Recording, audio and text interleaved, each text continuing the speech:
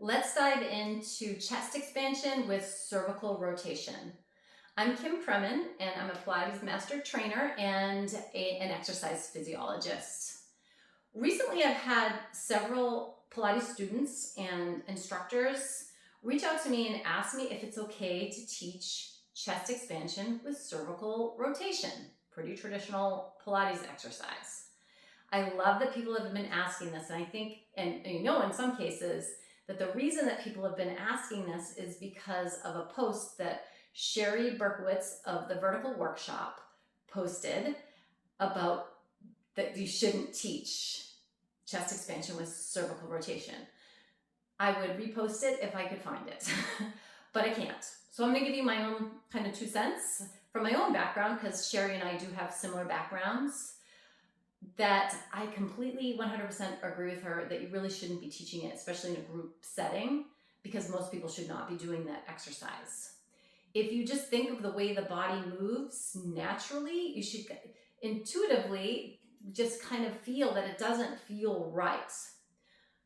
Just try it. So think about if you're rotating, see, you're going to look over your left shoulder and you're going to look way behind you. The first thing that rotates with the cervical spine is the cervical spine, then it's going to be your thoracic spine. It naturally rotates together. The muscles around those parts of the spine are really connected, so they like to work together, not against each other, which is what happens when you do chest expansion with cervical rotation. So let's talk about just a regular foundational movement that we discussed in day 1 of Pilates teacher training. So really just shoulder blade movement. And the most important movement that's related to this topic is going to be protraction, retraction. So let's just do a quick review. Protraction, retraction, so we can protract or open the shoulder blades independently.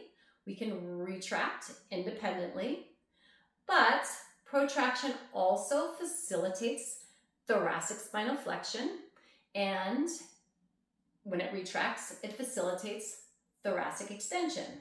But more importantly, when we do unilateral protraction retraction, that movement helps facilitate thoracic spinal rotation, right?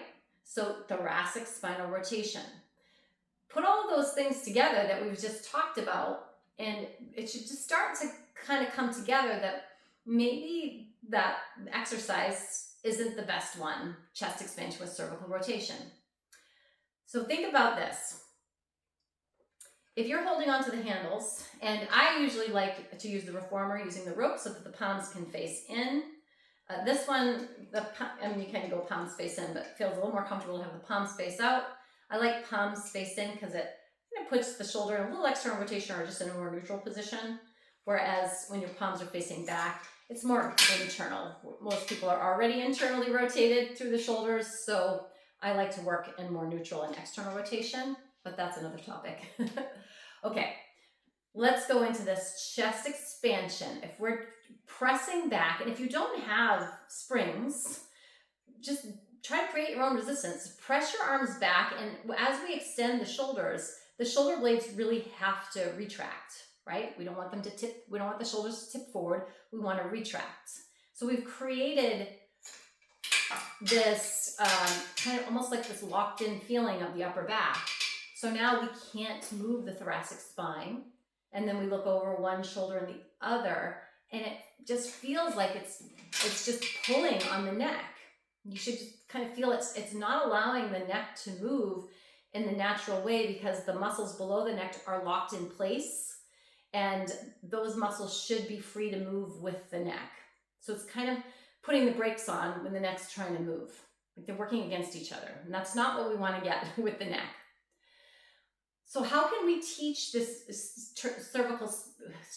how can we teach chest expansion with cervical rotation in a more biomechanically friendly way? How about unilateral? Think about unilateral work. There's a couple different ways you can approach it. We can hold on, let's say I'm holding the strap with the left hand, and I'm pressing back. I'm actually going to look over the opposite shoulder. It still frees up the muscle, so it's not locking in across the whole back side, and you'll feel a lengthening sensation here, right? So we're elongating these muscles so that we're pressing back, and it still can allow for a little bit of thoracic movement even though this arm is going back, and it just feels a little bit nicer through the neck. Option number 2 is the much more functional option, is to actually rotate in the same direction. So if you're pressing back with the left arm, you'll rotate to the left, the way we would naturally turn if we're looking over our shoulder. And that allows the muscles to work in a natural pattern. So again, if you're holding with both and pressing back, you're creating a locked in position of the thoracic spine and those muscles that support the thoracic spine, where you're trying to force the neck to move in that locked in position. So again, there may be a population, maybe somebody that does like contact sports or something like that, maybe they need that movement, but for most of us, no, not the best idea. Feel it for yourself and just feel what feels more natural and what feels better. Always experience things for yourself and see how it feels.